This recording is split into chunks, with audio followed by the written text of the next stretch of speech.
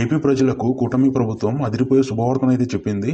Super 6 పథకాల్లో ఒకటైన ఆడబిడ్డ నిధి పథకానికి సంబంధించి అధికారంలోకి వస్తే 19 ఏళ్ల నుంచి 59 ఏళ్ల మధ్య ఉన్న ఎస్సీ, ఎస్టీ, బీసీ, మైనారిటీ, ఆర్థికంగా వెనుకబడిన వర్గాలకు సంబంధించిన మహిళలకు నెలకు 1500 చొప్పున ఆర్థిక సాయం అందిస్తామని చెప్పి కూటమి ప్రభుత్వం గతంలో ప్రకటించిన విషయం మనందరికీ తెలిసిందే.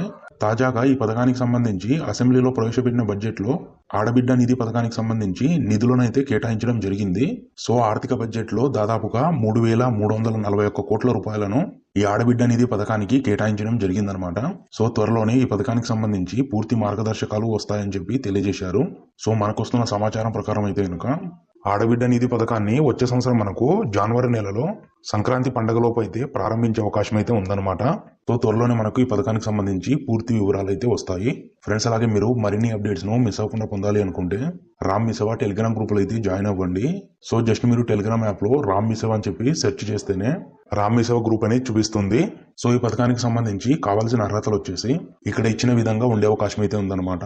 దరఖాస్తుదారులు కంపల్సరీగా ఆంధ్రప్రదేశ్ రాష్ట్రంలో శాశ్వత నివాసి అయి ఉండాలన్నమాట. మహిళల వయసు ఖచ్చితంగా 18 సంవత్సరాల నుండి 59 సంవత్సరాల మధ్య అయితే ఉండాలి. అలాగే అప్లికెంట్ సంబంధించి బ్యాంకు ఖాతాను ఆధార్ కార్డుతో అయితే అనుసంధానం అయ్యి ఉండాలి. అంటే బ్యాంక్ అకౌంట్ కు ఆధార్ కార్డు లింక్ అయి ఉండి ఎన్పిసిఐ మ్యాపింగ్ అయితే అయ్యి ఉండాలి. ఆధార్ బ్యాంక్ లింక్ ఉందో లేదో ఒకసారి అయితే చెక్ చేసుకోండి. ఈ పథకానికి సంబంధించి డైరెక్ట్ బెనిఫిట్ ట్రాన్స్ఫర్ కింద ఆధార్ పేమెంట్స్ అయితే చేస్తారనమాట. అలాగే ఈ పథకానికి ఇక్కడ ఇచ్చిన డాక్యుమెంట్స్ అయితే ఉండాల్సి ఉంటుంది. ఖచ్చితంగా ఆధార్ కార్డు అయితే ఉండాలి. ఆధార్ కార్డు అలాగే రేషన్ కార్డు ప్రామాణికంగా తీసుకొని ఈ పథకానికి ఎలిజిబుల్ చేసే ఛాన్స్ ఉంటుంది.